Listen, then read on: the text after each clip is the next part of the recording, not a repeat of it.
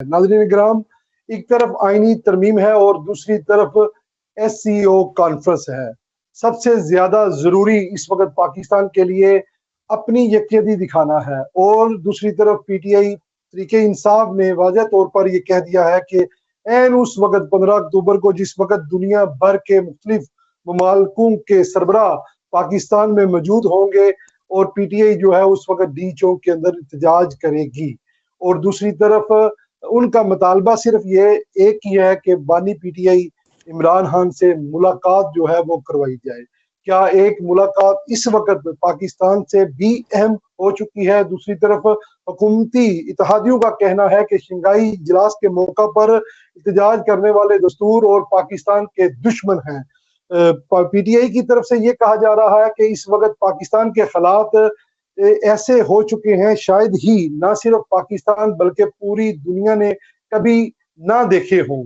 नाज़रीन किराम, आइन में तरमीम के लिए लोगों को वोट करने के लिए जो है वो अगवा किया जा रहा है, ये कहना है PTI का। ऐसी ही सूरत हाल पर बात करने के लिए आज हमने अपने प्रोग्राम में दावत दी है मुस्लिम लीग नून के मरकजी रहनुमा साबिक MPA KP के इंतजार वली साहब इंतजार वली खान साहब हमारे साथ मौजूद हैं।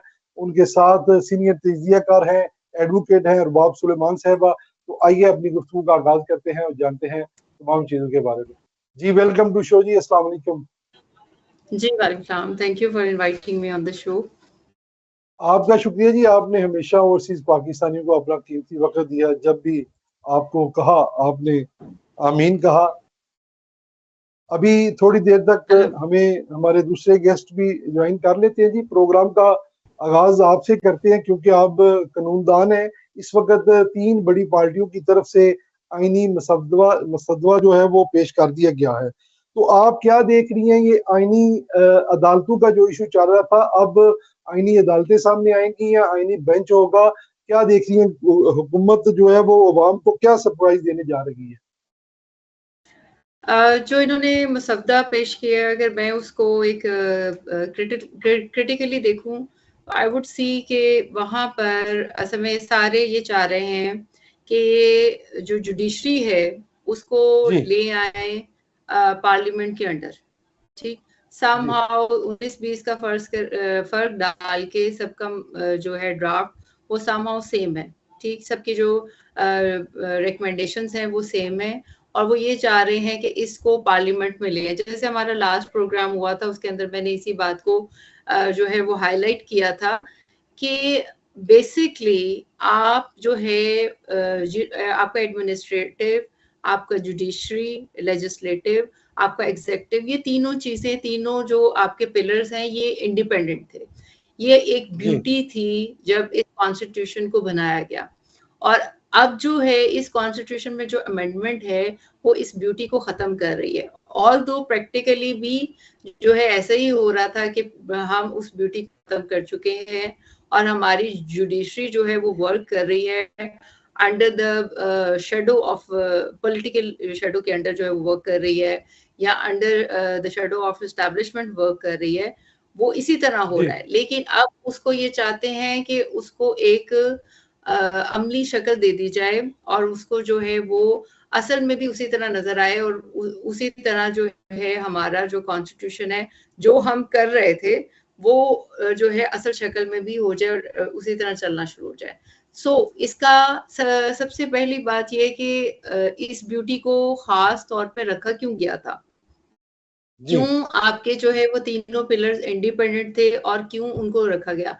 उसकी वजह ये थी ताकि जो है वो अदल जो है उसके तकाजे में कोई भी जो है वो सराहियत ना कर सके, कोई उसको खराब ना कर सके और आप सबसे बेहतर जो है वो जो है वो इंसाफ प्रोवाइड कर सके।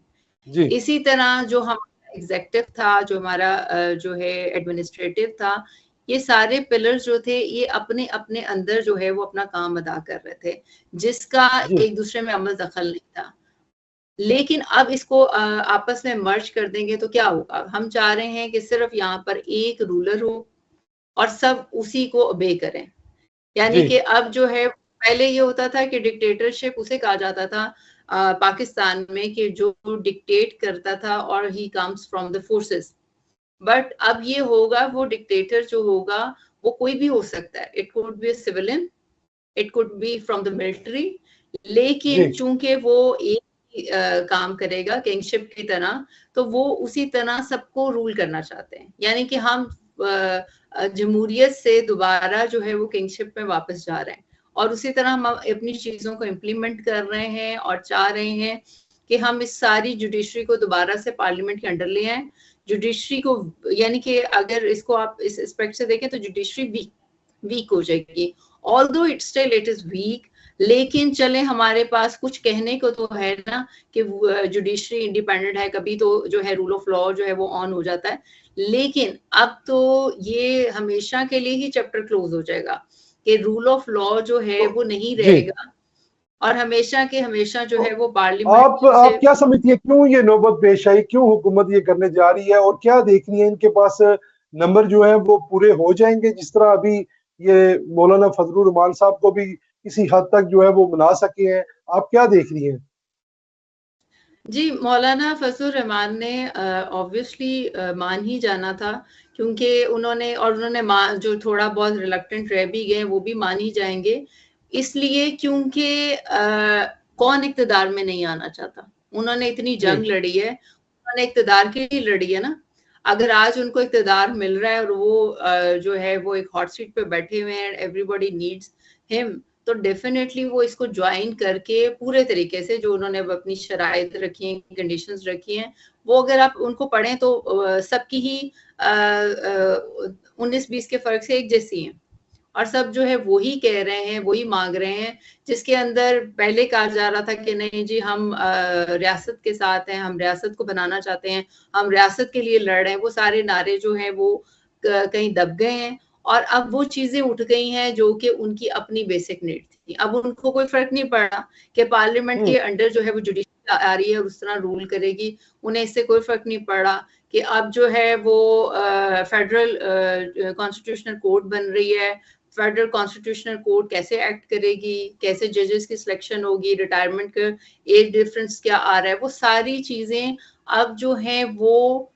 जो है वो उस तरह इम्पोर्टेंट नहीं रही जिस तरह के पहले जो हम पिछले अभी और साहब हम ओवरसीज में रहते हैं, जरी बात है यूरोप के बहुत से मुमालिकों में हमने देखा कि आईनी अदालतें यहाँ भी मौजूद हैं और बहुत ज्यादा अच्छा काम किया जा रहा है। तो ये इकदाम अगर करने जा रही है हुकूमत, तो आप क्या देख रही है, क्यों इसके ऊपर तनकीद हो रही है, उसकी मेन रीजन क्या है आपकी नजर में हमारे मुल्क के अंदर? देखिए इस पे हमारे मुल्क में जो तनकीद तो हमेशा होती है, हर मुल्क में होती है, जब भी कोई चीज नहीं होने जा रही होती है तो क्रिटिसिज्म इज ऑलवेज देयर।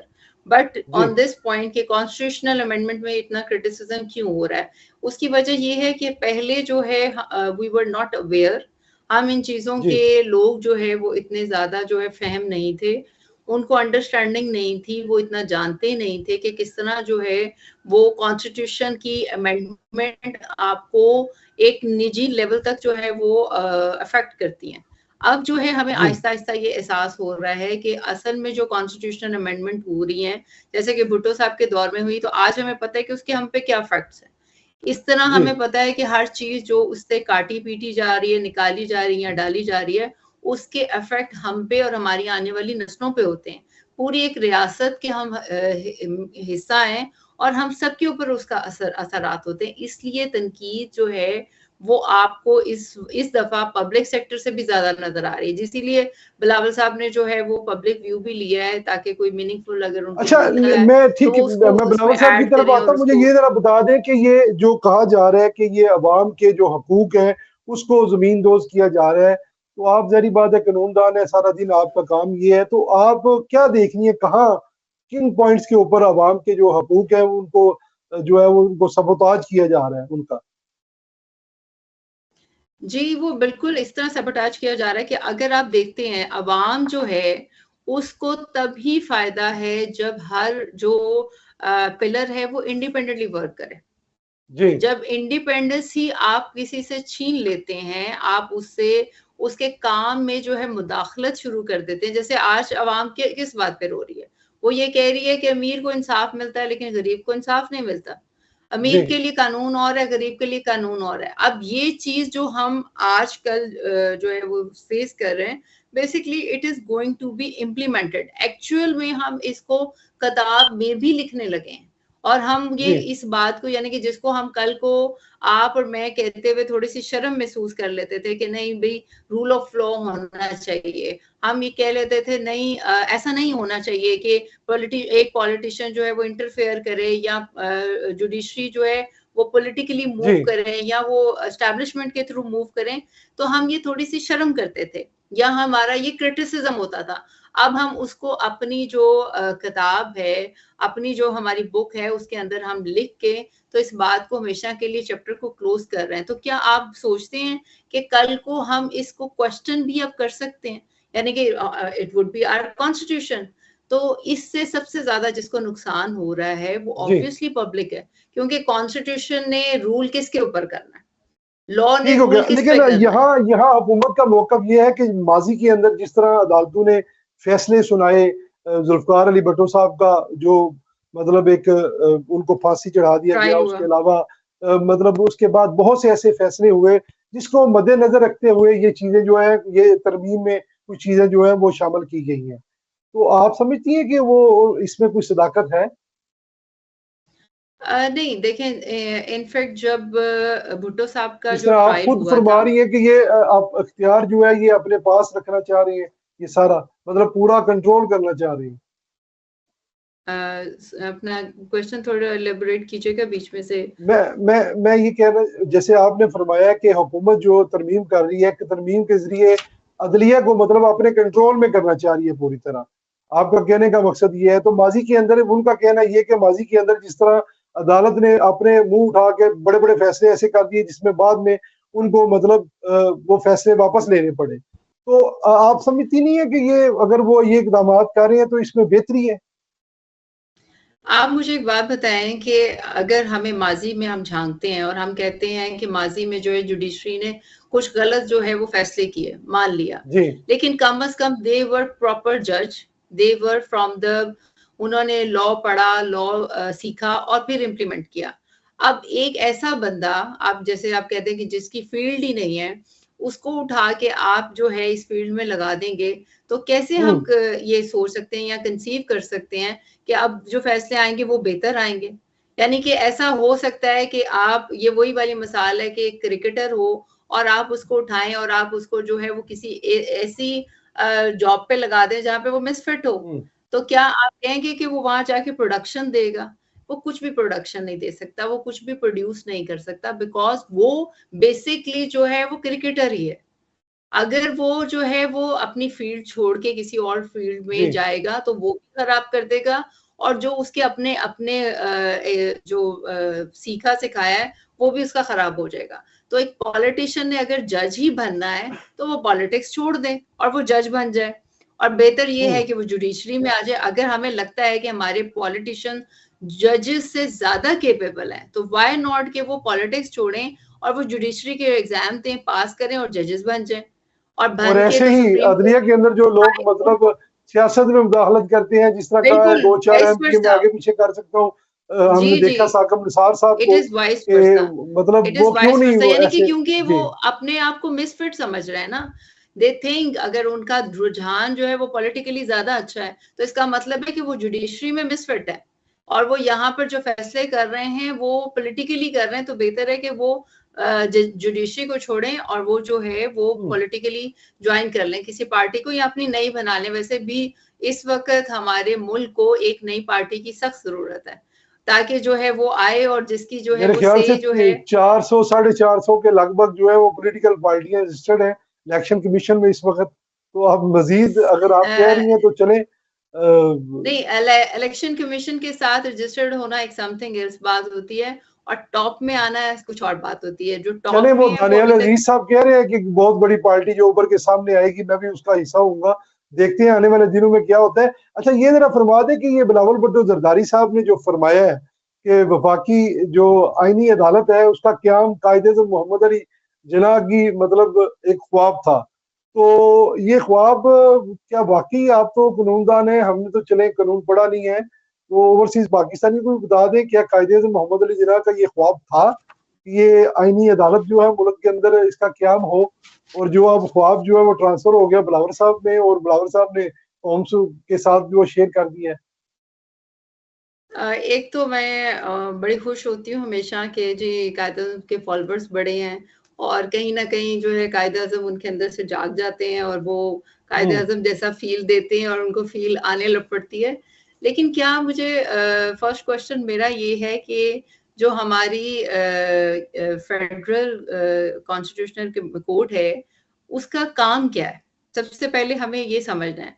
उसका काम है जुडिशियल रिव्यू देना। उसका काम है कि वो जो है वो जुडिशियल रिव्यू दे, वो जो है अपनी एडमिनिस्ट्रेशन, लेजिस्लेशन और एग्जेक्टिव्स को जो है वो बिल्कुल सेपरेट रखे, उनको उसके दायरों में काम करने दे, और उनको जो है वो सिर्फ और सिर्फ उस ये देखे कि क्या कोई ऐसी गलती, कोई ऐसी चीज जुडिशरी लेजिस्लेशन के लिहाज से कोई गलत तो नहीं हो रही। ये उसका काम है। ये मैं आपको ओवरऑल जर्नल बता रही हूँ कि पूरी दुनिया में क्या है। लेकिन यहाँ पर जो अब कायद-ए-आज़म के ख्वाब की अगर हम बात करें, तो कायद-ए-आज़म का ख्वाब अगर हम बिलफर्ज मान भी लेते हैं for the sake of the arguments, कि वो कहते हैं कि ठीक है उनका ये ख्वाब था कि जी इस तरह का सिनेरियो पाकिस्तान में भी बने, तो फिर भी अब क्या वो ये जो कमेटी ये कोर्ट बनने जा रही है, ये कोर्ट को उन्होंने तो नहीं कहा था कि पार्लियामेंट के अंडर जो है इनकी जजेस की जो है वो भर्ती होगी या जजेस की सिलेक्शन होगी या जजेस का रिमूवल होगा, ये उन्होंने तो नहीं ये कहा था। तो जो आपकी फेडरल एफसीसी है उसका एक सिंपल सा वे है, वो जुडिशियल रिव्यूज देगी। यहाँ पे वो जुडिशियल रिव्यू के लिए नहीं बन रही, तो नाम उस पर से हाईलाइटेड नाम जो है उसको यूज कर लेना इज समथिंग एल्स। उसकी मिथ को, उसकी रीजनिंग को ऑल ओवर द वर्ल्ड समझना इज समथिंग एल्स। मैं ये जरूर कह सकती हूँ कि कायदे-ए-आज़म हो सकता है कि एफसीसी की बात करते हों और वो यही कहते हैं और वो ख्वाब भी देखते हों कि ये हमारा जो है कोर्ट्स का बेसिक मकसद होगा, लेकिन वो उसमें कभी ये नहीं कहते कि हम जो है अपने जजेस की अपॉइंटमेंट थ्रू द पार्लियामेंट करवाएंगे और थ्रू द जो है प्रोसेस ऑफ पार्लियामेंट करवाएंगे। वो इसको कभी भी जो है वो अहमियत नहीं देंगे। अगर ऐसी अहमियत होती तो डे फर्स्ट से ही यही काम हो रहा होता। उन्होंने ही सारे जजेस को जो है वो सिलेक्शन करते, रिमूवल होती, सारा कुछ ये सारा निजाम पहले ही कॉन्स्टिट्यूशन में लिख दिया जाता। और अगर इवन दो कि भुट्टो साहब भी समझते होते तो वो भी कॉन्स्टिट्यूशन जो है वो रिफ्रेश करते हुए ऐसा ही करते, लेकिन चूंकि ऐसा हुआ नहीं, इसलिए मेरा नहीं ख्याल है कि वो ख्वाब जो है जो पीटीआई की तरफ से कहा जा रहा है कि ये 73 के आइन को जो है ये भी जमीन दोज किया जा रहा है इस आइन के जरिए, तो आप बतौर कानून समझती हैं कि कोई ऐसा है कि मतलब खुदा न खास्ता कि ये वाकई 73 के आइन को जो है ये दब जाएगा इसके आगे अगर ये तरमीम पास हो जाती है? दब क्या जाएगा उसकी जो देखिए मैंने आपको कहा है कि हमारे कॉन्स्टिट्यूशन की ब्यूटी क्या थी।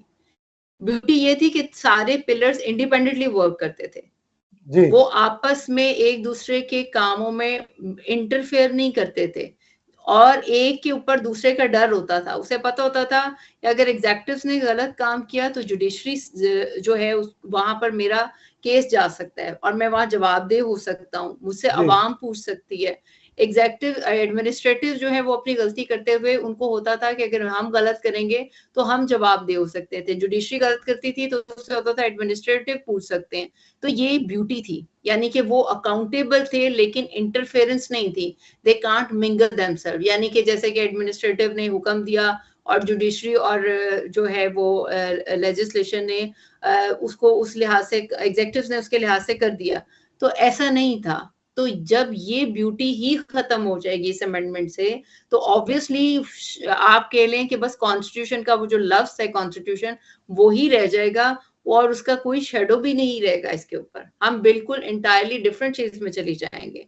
हमारी बेसिक अम्ब्रेला जिसके नीचे हमारा कॉन्स्टिट्यूशन बना था वो एंड हो जाएगा। उसका बेसिक मकसद, basic myth, basic reasoning, basic beauty, वो सब कुछ एंड हो जाएगी। और हम कहाँ बैठेंगे? हम यहाँ पर होंगे कि हम एक ऐसी किंगशिप, एक ऐसी डिक्टेटरशिप में चले जाएंगे जिसमें से हर चीज एक ही फिल्टर से होके आएगी। तो आप सोचें क्या प्रोडक्शन होगी, प्रोडक्शन वही होगी जो उस फिल्टर में लगी होगी, वही प्रोड्यूस होता जाएगा। ठीक है अरबाब से भाई, ये जरा फरमा दें कि इस वक्त जो 25 अक्टूबर को बड़ा अहम गिना जा रहा है कि 25 अक्टूबर से पहले जो है पता नहीं बहुत बड़ा कुछ होने वाला है। काजी फायज ईसा साहब की जो मुद्दत मुलाजमत थी उसमें उसके इजाफे के लिए एक जो आवाज गूंज रही थी वो भी खत्म हो चुकी है। और ये जो कहा जा रहा था हुकूमत के ऊपर जो बोझ डाला जा रहा था कि पीटीआई की तरफ से दूसरी जमातों की तरफ से कि ये इनको इनकी मुलाजमत मुद्दत में तोसी के लिए जो है सब कुछ करने जा रहे हैं।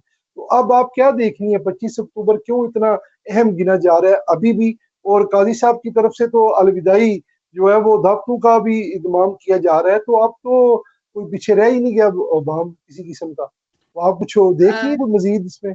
जी बिल्कुल, असल में मसला ये है कि चूंकि ईसा साहब को एक फेवर हासिल है इस गवर्नमेंट की और समझा जाता है कि वो जो है इस जितने भी फैसले करते हैं वो under the decision, under their choices जो है वो किए जा रहे हैं।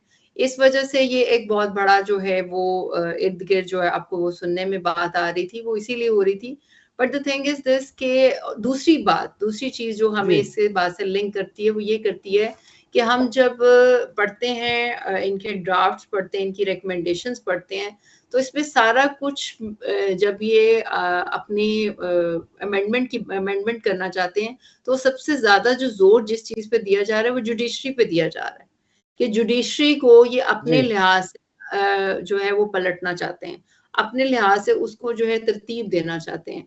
तो ये जो तरतीब है और उसका बार बार जुडिशरी के ऊपर ही जोर देना, ये इस बात को हमें बार बार ये समझाता है कि शायद ये जो 25 अक्टूबर है ये भी इसी लिहाज से इम्पोर्टेंट है। क्योंकि देखें ना, जैसे ही 25 अक्टूबर ये अमेंडमेंट जो है 25 अक्टूबर से पहले पास हो जाती है तो आप जो है सीजे का वो 3 साल का टेन्योर बन जाता है। वो 3 इयर्स, वो 68 में जाके जो है वो रिटायरमेंट होगी। तो जब आप 68 में रिटायरमेंट होगी तो उसको 67 से 68 में उसको बहुत सारा टाइम मिल जाएगा। तो ऑब्वियसली ठीक हो गया। और बाब साहब आपने इंतजार वली खान साहब की गुफ्तगू सुनी है, इसके ऊपर जरा कमेंट्स कर ले, फिर लास्ट में 2 सवालात आपसे और लूंगा। मैं इसमें कुछ चीजें जो है वो ऐड ऑन करना चाहूंगी। सबसे पहले तो जो मैं हमेशा कहती हूँ कि ब्लेम गेम तो इज ऑलवेज देयर कि जी पीटीआई जो है वो मैं आईसीयू में छोड़ के गई, आईएमएफ से कर्जे लिए, फलां चीज जो है वो आईएमएफ को दे दी, जी उसको लेटर लिखे गए, फलां चीज उसको, जहाँ से ही स्टार्टेड। इसी तरह ये चीजें तो हो गई ना, आपने मान लिया, वो तो इक्तदार में थे भी नहीं, वो तो आधे वक्त आए आधे वक्त में निकल गए। अब जो इक्तदार में तब से आए हुए हैं, अब दोबारा आए हैं with the huge team, with the huge PDMA2, तो ये सारी चीजें मिलाकर अब क्या चल रहा है? अब उन्होंने जो ये चीजें बताई हैं ये उन्होंने फ्यूचर प्रॉस्पेक्ट्स बताएंगे, we are going to do this, we are, एक बुलेट ट्रेन हमारी चलेगी, ये होगा वो होगा, सेंटर बन रहे हैं, ये हो रहा है, बिल्कुल ऐसी है। जी जी जी, ये सारी चीजें पंजाब से भी बेहतर हो जाएगा, हम मान रहे हैं, सारा कुछ मान रहे हैं।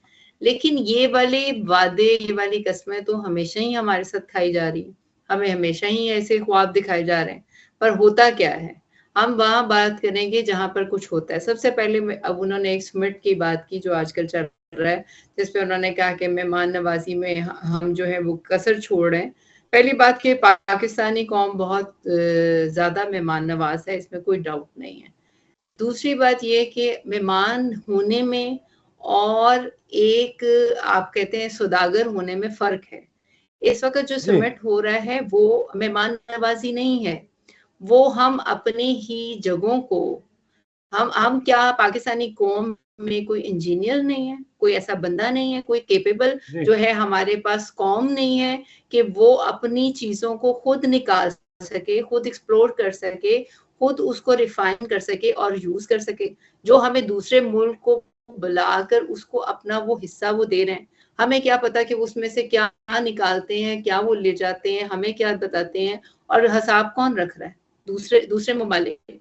तो क्या पाकिस्तान की अब के गवर्नमेंट पे ये फर्ज नहीं था कि वो उनसे कहती, रादर देन कि आप आए और सौदागर बने, सौदा करें और आके ये कॉन्फ्रेंसेस करें और हम आपको अपने मिनरल्स और हम अपनी जितनी भी हमारे पास जो रिजर्व्स हैं वो हम आपको दे देते हैं और आप इनको निकालें, इसको खोदें, डिग करें, निकालें, रिफाइन करें और सब कुछ करें।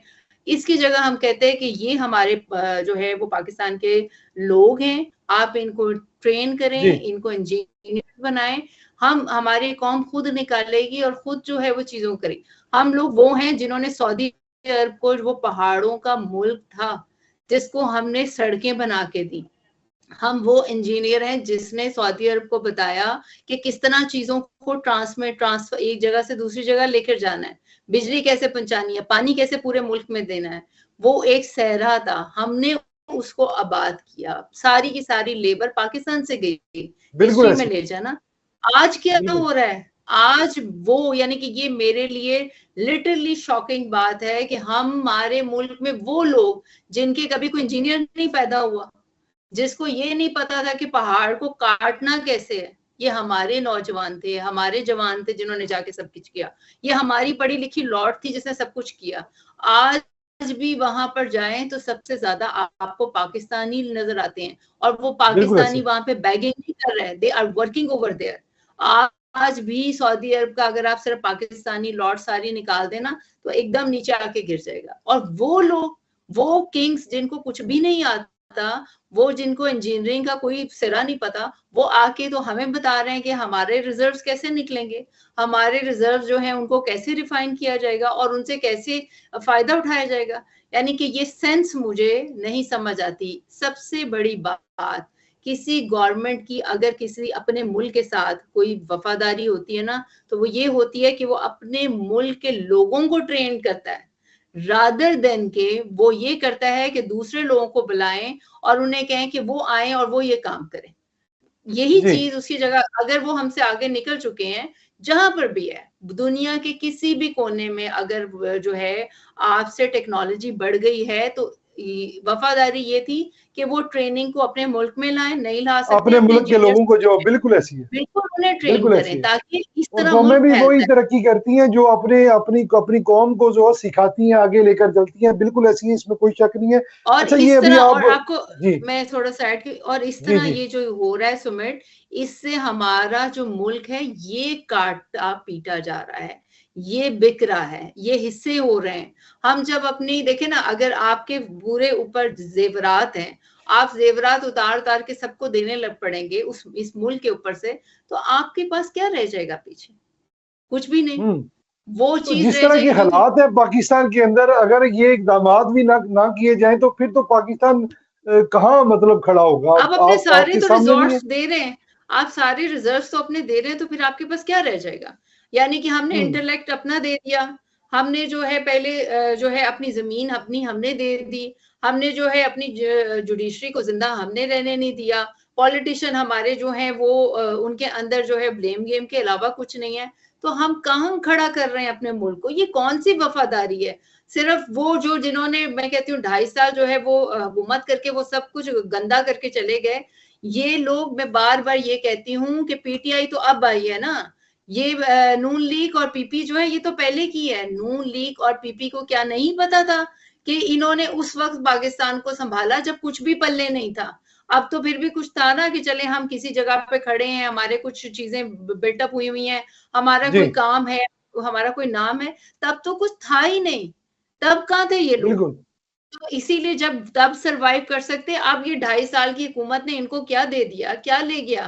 क्या आईसीयू में इस तरह डाल दिया? आईएमएफ से जो हमने कर्जे लिए हैं, क्या ये आईसीयू नहीं है? मेरे ख्याल में this is the biggest ICU जिसके अंदर हम इस वक्त रह रहे हैं। और बार बार हम बात तो आपकी बिल्कुल बड़ी ये वैलिड है कि 2.5-3 सालों में क्या मतलब क्या नुकसान हो गया इस मुल्क का। मतलब अगर हम एक चीज के ऊपर ही ब्लेम रख लें या एक बंदे को दे दें तो ये तो सोचने वाली बात है। ये तो हम मान लिया ना, मैं कहती हूँ सर जी, हमने मान ही लिया। 2.5 सालों में हमने पाकिस्तान को, वो 100% पे था और वो 50 पे आ गया, मान लिया। मैं कहती हूँ पीपी और नून लीग तो वो है, जब 0 पे था तो इन्होंने 100 पे ले गए थे, तो 50 से 100 पे ले जाना क्या आसान नहीं है? तो ले जाए ना, why they are making this issue, बिल्कुल इसको ऐसी इशू ही क्यों अच्छा बना रहे हैं? चले ये तो ठीक है इनका एक बिल्कुल जो भी है, लेकिन ये जो इस वक्त ये जो टाइमिंग चल रही है अभी जो मुख्तलिफ ममालिकों के सरबराह इस मुल्क के अंदर आ रहे हैं, ये पाकिस्तान की इज्जत का सवाल है। और यहाँ जो पीटीआई ने ऐलान कर दिया हुआ है कि 15 अक्टूबर को ही जो है डी चौक पर जो है वो प्रोटेस्ट किया जाएगा, तो ये इसकी क्यों, मतलब आप क्या देख रही हैं इसको, ये एक ज्यादती नहीं है मुल्क के साथ सीधी सीधी?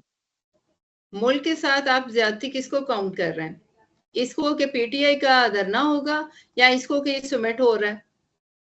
पहले तो ये नहीं क्वेश्चन मेरे क्लियर कर लेते हैं ना देखे हम। मेरे ख्याल से तो देखे जो सिनेरियो इस वक्त नजर आ रहा है, जहरी बात है पाकिस्तान जिस मतलब एक मुश्किल तरीन हालात से मतलब निकलने की कोशिश कर रहा है, दोस्त ममालिक या सफारती सतह पर लोगों को साथ लेकर चलने की कोशिश कर रहा है। आपका एक अपना पॉइंट ऑफ व्यू है, लेकिन इस मौके के ऊपर चाहे कोई भी हुकूमत हो, तो आप समझती है कि इस तरह प्रोटेस्ट होना होना चाहिए जिस तरह मतलब चाइना का भी प्रेसिडेंट आ रहे हैं और भी दीगर आपके ममालिक होंगे, तो दुनिया को क्या दिखा रहे हैं हम? देखिए, पहली बात ये कि मैं इसको बिल्कुल नहीं कहूंगी सुमिट को कि ये सिर्फ जो है वो मेहमान आए हैं और मेहमानों की वेलकम हो रही है। इसमें हमारे मुल्क को बेचा जा रहा है, सबसे पहली बात ये। तो मैं कहूंगी कि ये सुमिट जो हो रहा है ये अपने एंड पे गलत है। और अगर आपके मुल्क में कोई भी आ रहा है, चाहे दुश्मन आ रहा है, दुश्मन पर्पज से ही आ रहा है और वो आपके मुल्क में कुछ देर के लिए रहना है, लेकिन ये टेररिस्ट तो नहीं बन रहा है, कोई इनके कोई जो है वो अटैक तो नहीं कर रहा है। अगर ये पीसफुल अपना जो है वो एजेंडा लेकर बैठते हैं तो ठीक है, लेकिन ऑब्वियसली उसकी पीसफुल वजह से हुकूमत तो कह रही है ये दोबारा 9 मई का वाकया जो ये दोहराना चाहते हैं, मतलब मुल्क के अंदर इंतशार फैलाना चाहते हैं। यहाँ तक कि हुकूमत ये कह रही है कि ये एक मतलब दहशतगर्द जमात जो है इसको करार दे रही है, अपनी उनकी हर एक गुफ्तगू में ये चीजें नजर आ रही हैं। तो फिर कैसे ये देखिए, मुमकिन है कि अगर इतने सख्त किस्म के एलिगेशन हो और उनको खुली छूट दे दी जाए, मतलब डी जोन रेड जोन के अंदर जहां मतलब आपका सारा दारोमदार है, जहां पूरी दुनिया के लोग आ रहे हैं। देखिए, एक बात तो सिंपल सी क्लियर है कि हाँ, सिर्फ इस लिहाज से गलत है कि रास्ते ब्लॉक होने से जो है हमारे मुल्क में जो भी लोग आए हैं, आ रहे हैं, उनका आना जाना ब्लॉक होगा और ऑब्वियसली इसकी वजह से आपके ऊपर आपका एक इम्पैक्ट जो है वो बुरा जाता है।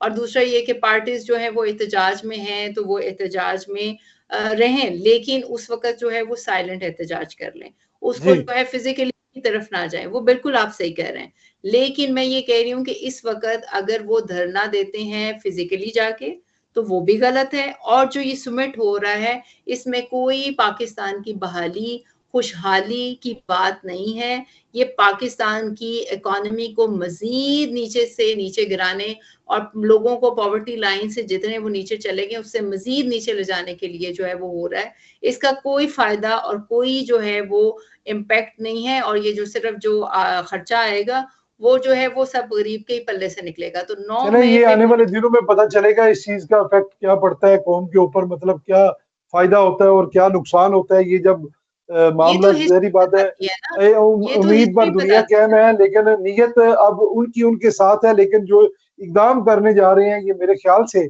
मैं जाती तौर पर भी समझता हूँ कि पाकिस्तान के लिए अगर जिस पोजीशन में पाकिस्तान है, अगर उधर से निकल जाए इनके हाथों से, तो ये बहुत अल्लाह की करम नवाजी होगी। लास्ट में ये मुझे बता दें कि ये तरीके इंसाफ एक चीज पर जो हुकूमत बज़िद हो चुकी है, उन्होंने ये जवाब दे दिया कि इमरान खान साहब से मुलाकात जो है वो किसी की भी नहीं होगी। मतलब पिछले आप 12-14 रोज से देख लिए किसी की मुलाकात नहीं हो रही। उसके ऊपर अब ये प्रोटेस्ट को लेकर ये सारे रहनुमा कह रहे हैं कि ये प्रोटेस्ट जो है वो अगर इमरान खान के साथ कल 14 तारीख है, कल तक इन्होंने मुलाकात करवा दी तो हो सकता है हम इसको कैंसिल कर दें। तो इमरान खान साहब की जान को भी खतरा है, मुख्तलिफ लोग ये कह रहे हैं, लेकिन हुकूमत कह रही है कोई खतरा नहीं, बड़े मजे से खाना खा रहे हैं, देसी मुर्गी खा रहे हैं, मतलब बिल्कुल नॉर्मल लाइफ जो अपनी मजे की वो जी रहे थे जेल के अंदर उसी तरह है। हुकूमत की तरफ से ये कहा जा रहा है। तो आप क्या देख रही हैं, आप क्या कहेंगी इस पर? उन्होंने कहा है कि इमरान खान से मुलाकात करवा दें, उन्होंने ये तो नहीं कहा कि फिजिकल मुलाकात करा दें, वीडियो लिंक से मुलाकात भी हो सकती है। अगर उन्होंने यस अपने रहनुमा का जो है हाल पूछना है और अपने रहनुमा को जरा जानना है, तो ये मेरे ख्याल में हर पार्टी हक रखती है। और ऐसा ही जब नवाज शरीफ साहब जो है जब वो जेल में थे तब भी ऐसा हुआ, जब जो है वो भुट्टो साहब जेल में थे तब भी ऐसा होता था कि पार्टी के अरकान मिलना चाहते थे। ऑब्वियसली लीडर जो है उससे कौन नहीं चाहेगा। अब एक तरफ वो कहते हैं कि सुमिट हो रहा है, धरना ना दो, और अगर धरना, और दूसरी तरफ वो कहते हैं कि हमने आपको उससे मिलने नहीं देना।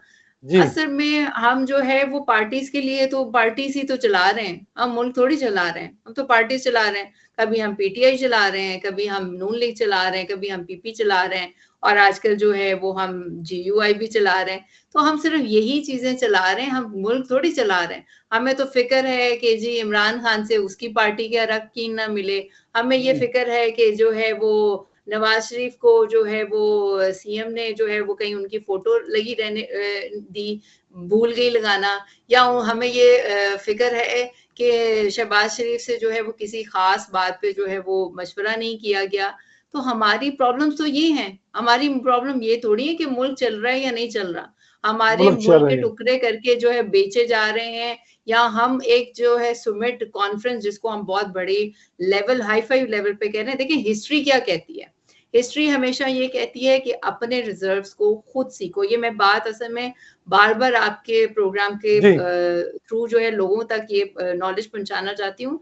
हिस्ट्री हमें ये बताती है कि अपने रिजर्व्स को खुद जो है वो डिग करो, खुद बनाओ और खुद उसको इम्प्लीमेंट करो, रादर देन कि जब तुम इसको किसी के भी हाथ में, यानी कि आप सोचें आपके घर का एक ऐसा लॉकर जिसके अंदर सारी जायदाद है, उसकी चाबी आप घर के बाहर वाले बंदे को पकड़ा दें, हाउ कुड यू से कि वो सेफ रहेगा?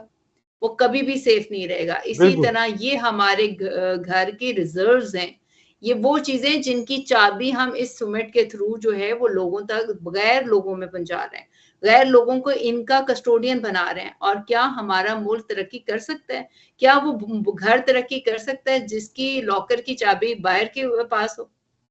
ऑब्वियसली कभी नहीं कर सकता। इसी तरह सेम ये सुमिट जो है ये हमें मजीद वीकन करेगा और हमें ड्रॉप करेगा, रादर देन कि हमें किसी जो है किसी भी जो है तरक्की की तरफ ले जाया जा सके। ठीक हो गया। रुबाब साहब बस जाते जाते ये तरह फरमा दें, क्योंकि आप माशाल्लाह अल्लाह आपको कामयाबियां ता फरमाए, आप भी आने वाले वक्त में जज बने, जैसे लाहौर की मतलब जज खतून है इस वक्त, वो हाई कोर्ट की आई थिंक जो भी रिसेंटली लगी हैं, तो इसी तरह आप भी एक वक्त आए बने। तो ये चीफ जस्टिस साहब अभी जा रहे हैं, तो आप क्या देख रही है, मंसूर अली शाह साहब अगले चीफ जस्टिस आ रहे हैं या कोई तीसरे आ रहे हैं? जो हमारे तक इतला पहुंची है चंद रोज कबल, उसमें ये कहा जा रहा है कि तो ना तो काजी फाइज ईसा होंगे, तो ना ही मंसूर अली शाह साहब होंगे, कोई तीसरी शख्सियत होगी जिसका नाम एम से शुरू होगा। वो मैंने एक व्लॉग छोटा सा किया तो लोगों ने कहा यार ये गलत चीज है कि आप इस तरह कर रहे हो। मैंने कहा मुझे इतला आई है, मैंने वो बात आपसे शेयर कर दी है। तो वो एम वाले शख्सियत का नाम क्या है? कोई आपको खबर है तो हमें ओवरसीज पाकिस्तानी को दे दें। देखिए जो हमारा लॉ है, जो हमारी लेजिस्लेशन है, वो ये कहती है कि जो सीनियर मोस्ट आपका जज होता है वो ही जो है वो रिप्लेस करता है अपने जो है पहले वाले को। लेकिन द थिंग इज दिस कि अब हम जो पार्लियामेंट्री चेंज ला रहे हैं कॉन्स्टिट्यूशन में, अगर मैं उसकी लाइट में इसको देखूं तो उसमें ये कहा गया है कि पहले जो ईसा साहब हैं वो मुझे नजर आ रहे हैं कि वो एफसीसी के जो है वो जज बनने जा रहे हैं। ठीक है, अच्छा। So he is not going to be कि हम कह रहे हैं कि 25 को यहाँ से खत्म हो जाएंगे तो ये होगा, बल्कि चूंकि पहली दफा जो एलोकेशन करनी है जज की फॉर एफसीसी वो करनी है प्रेसिडेंट ने, और प्रेसिडेंट ने जो है, तो इसका मतलब है ईसा साहब जो है वो प्रमोशन होने जा रही है उनकी, वन थिंग। दूसरी बात ये है कि अब आप कहते हैं कि ईसा साहब की जगह पर कौन आ रहा है, तो ईसा साहब की जगह जो आ रहा है उसकी भी स्टोरी ये है कि उसको एक जो है कमेटी ने चूज करना है, और उसका एक प्रॉपर जो है वो तरीका बताया जा रहा है, जो कि अभी हम देख रहे हैं कि रिकमेंडेशन हुई अगर है। ये तरमीम पास हो जाती है तो फिर ये तरमीम पास हो जाती है, अब वो जो है 3 जो है सीनियर मोस्ट जजेस में से जो है वो होंगे और वो सिलेक्ट किया जाएगा। 3 में से एक को जो है वो कमेटी रिकमेंड करेगी, उसमें से प्राइम मिनिस्टर जो है वो फर्दर रिकमेंड करेगा प्रेसिडेंट को, वो एक ना, अब इसका मतलब है कि वो जो सीनियर मोस्ट वाली गेम थी कि जो सीनियर मोस्ट होता था वो ऑटोमेटिकली वो खत्म हो जाएगी। तो इसका मतलब है जो आपका एम है वो कैसे रिप्लेस हो रहा है, यू केम टू नो कि वो कैसे रिप्लेस हो रहा है। ठीक हो गया, चलें जी, बहुत शुक्रिया। आपकी बात बिल्कुल इस वक्त जो आपने गुफ्तगू की है, अल्लाह करे पाकिस्तान के हक के लिए सब कुछ बेहतर हो, और जो पाकिस्तान के लिए बेहतर है वही हो। आपका बहुत शुक्रिया, आपने कीमती वक्त दिया। इंशाल्लाह दोबारा जल्दी आपको साथ लेंगे। आपके साथ जो गुफ्तगू होती है और जिस तरह की होती है, ओवरसीज पाकिस्तानी और पाकिस्तान में रहने वाले बहुत से लोग बहुत लाइक करते हैं, क्योंकि फैक्ट्स एंड फिगर के साथ बात करनी ये जरा मुश्किल होती है और बहुत कम लोग करते हैं। हम भी ज्यादा सियासी लोगों के साथ बात करते हैं, सियासी बातें इधर से आती हैं इधर चली जाती हैं, लेकिन कानूनी बातें जो है ये समझनी समझानी बहुत मुश्किल होती हैं। लेकिन जज़ाकल्लाह जी, बहुत शुक्रिया। दोबारा आपसे मुलाकात होगी। अल्लाह ताला आपका हामी नसर हो। अस्सलाम वालेकुम, अल्लाह हाफिज़। पाकिस्तान जिंदाबाद।